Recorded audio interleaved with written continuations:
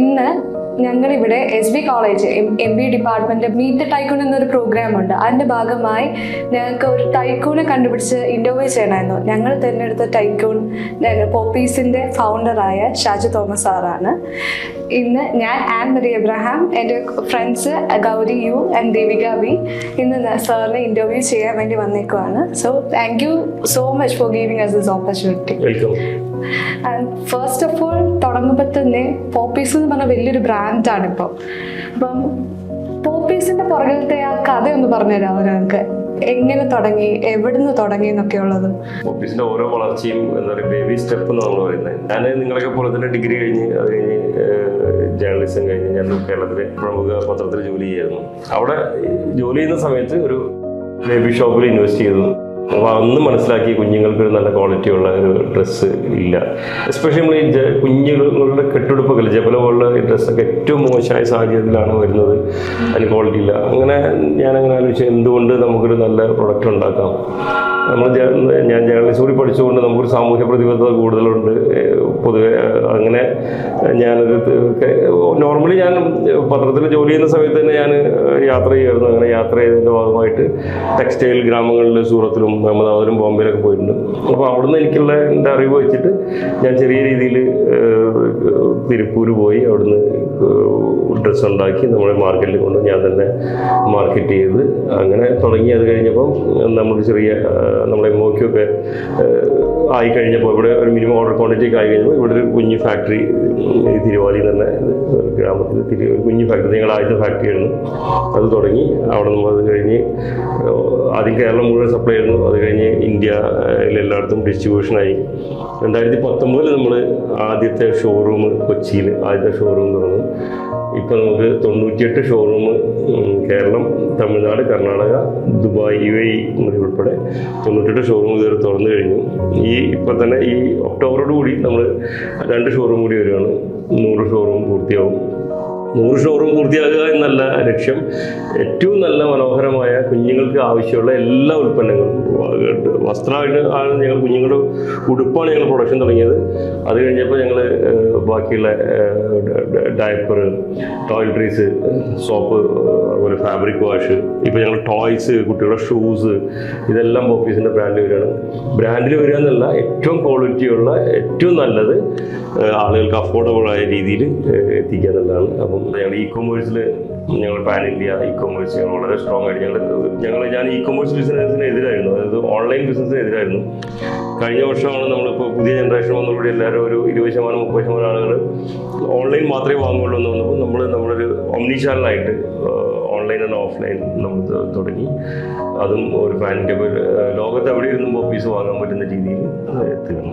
ചെറിയ ഒരു ബിസിനസ്സിൽ നിന്ന് വലിയൊരു ബ്രാൻഡിലേക്ക് മാറുമ്പോൾ ഒരുപാട് ചാലഞ്ചസ് വന്നു കാണുമല്ലോ, അതിനൊക്കെ എങ്ങനെ നേരിട്ടു? ചാലഞ്ചസ് എന്ന് പറഞ്ഞാൽ നമുക്ക് ഓരോ ജീവിതത്തിൽ ഞാനെപ്പോഴും എങ്ങനെയാണ് ജീവിതത്തിൽ ചാലഞ്ചസ് ഉണ്ടാകുമ്പോഴേ നമുക്ക് ഓപ്പർച്യൂണിറ്റി ഉണ്ടാവുള്ളൂ.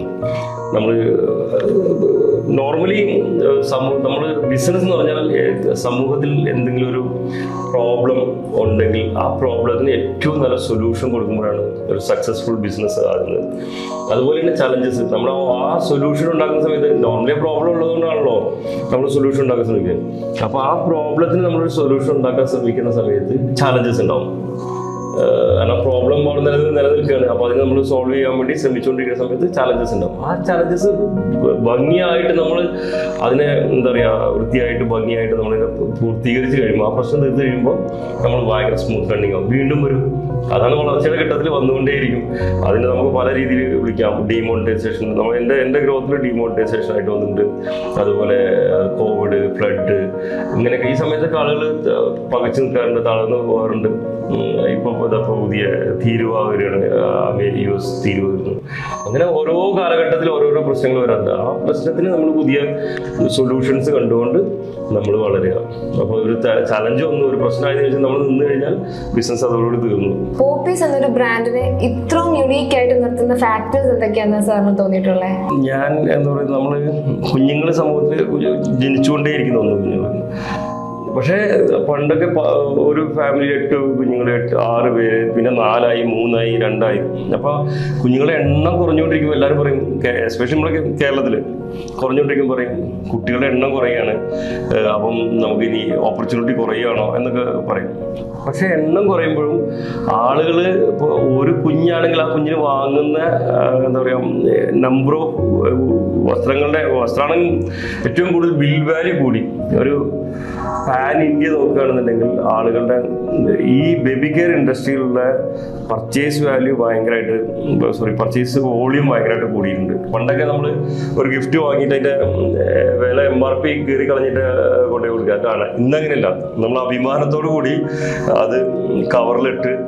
അപ്പോൾ പോപ്പീസ് ഏറ്റവും വലിയ അനുഗ്രഹമാണ്. ആളുകൾ നമ്മുടെ ഷോപ്പിൽ വന്നിട്ട് ഒരു കവറിൽ വാങ്ങിയിട്ട് വീണ്ടും ഒരു കവർ കൂടി ഞങ്ങൾക്ക് ഒരെണ്ണം കൂടി തരാമെന്ന് ചോദിക്കും. കാരണം നമ്മുടെ ഒരു പാക്കറ്റിന് അവർ അത്ര പ്രൗഡായിട്ട് കാണുന്നുണ്ട്.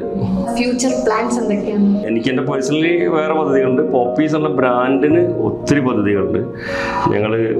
ഞാൻ പറഞ്ഞില്ലേ വസ്ത്രങ്ങളായിരുന്നു, അത് കഴിഞ്ഞ് ഞങ്ങൾ ടോയ്ലറ്ററീസ്, ടോയ്സ്, ആക്സസറീസ്, അതുപോലെ പോപ്പീസ് ലിസ്റ്റ് ചെയ്യാൻ പോവാണ്. അതിൻ്റെ ഏകദേശം പ്രൊസീജിയർ എല്ലാം കംപ്ലീറ്റ് ആയി. നമ്മൾ ഈ വർഷം ഈ ഫിനാൻഷ്യൽ എൻഡോടുകൂടി പോപ്പീസ് ഒരു ലിസ്റ്റഡ് കമ്പനിയായി മാറും.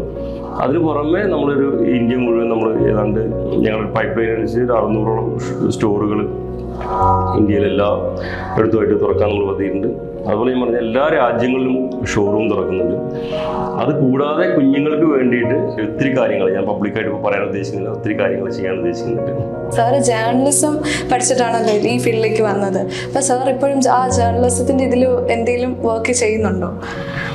ജേർണലിസം കഴിഞ്ഞ ഉടനെ ഞാൻ ജോലി ചെയ്തിരുന്നു. അത് കഴിഞ്ഞ് ഞങ്ങൾ 2013 ഞങ്ങൾ സ്വന്തമായിട്ട് കുഞ്ഞുങ്ങൾക്ക് വേണ്ടി ഞങ്ങളുടെ ബ്രാൻഡ് എനിക്ക് കുഞ്ഞുങ്ങളെ ഒത്തിരി ഇഷ്ടമാണ്. കുട്ടികൾക്ക് ഞങ്ങൾ അവർ കിഡ്സ് ഒരു മാഗസിൻ തുടങ്ങിയിരുന്നു. 2020 വരെ ഞങ്ങൾ ഈ മാഗസിൻ ഏറ്റവും നല്ല സർക്കുലേഷനോടുകൂടി കേരളത്തിൽ മുഴുവൻ ഒരു മലയാളത്തിലെ ആദ്യത്തെ പാരന്റിങ് മാഗസിൻ അതുണ്ടായിരുന്നു. അത് കോവിഡ് സമയത്ത് ഞങ്ങൾ ഓൾറെഡി പ്രിന്റ് മീഡിയം കുറച്ച് ബുദ്ധിമുട്ടായി, ആളുകൾ വായന കുറഞ്ഞു, അല്ലെങ്കിൽ സർക്കുലേറ്റ് ചെയ്യാനുള്ള ബുദ്ധിമുട്ട് വന്നപ്പോൾ ഞങ്ങൾ സ്റ്റോപ്പ് ചെയ്തു. ഞങ്ങൾ പവർ കിഡ്സ് ഉള്ള മീഡിയം ഞങ്ങൾ രണ്ടാമത് റീസ്റ്റാർട്ട് ചെയ്യാണ്. ഞങ്ങളിപ്പോൾ സ്റ്റാഫിനൊക്കെ ആഡ് ചെയ്തുകൊണ്ടിരിക്കുകയാണ്. ഞങ്ങളൊരു പാരന്റിങ് ഓൺലൈൻ ഒരു മീഡിയം സ്റ്റാർട്ട് ചെയ്യാൻ, നോർമലി ഒരു ചാനലും കൂടി കുഞ്ഞുങ്ങൾക്ക് വേണ്ടി പാരന്റിങ് ചാനൽ കൂടി തുടങ്ങാൻ ഉദ്ദേശിക്കുന്നുണ്ട്. ഒരുപാട് കാര്യങ്ങൾ സാറിൽ നിന്ന് അറിയാൻ പറ്റി, ഞങ്ങൾക്ക് ഒരുപാട് നോളേജ് കിട്ടി. സാറിൻ്റെ ആ ജേർണി ഞങ്ങൾക്ക് മനസ്സിലാക്കാൻ പറ്റി. ഞങ്ങൾക്ക് ഒരു ഇൻസ്പിറേഷനാണ് sir. Thank you so much for your time and ഞങ്ങളെ കേട്ടിരുന്നു, ഇത്രയും പേഷ്യൻ്റ് കേട്ടിരുന്നതിന് വളരെയധികം നന്ദിയുണ്ട്. That's all. We are signing off. Thank U.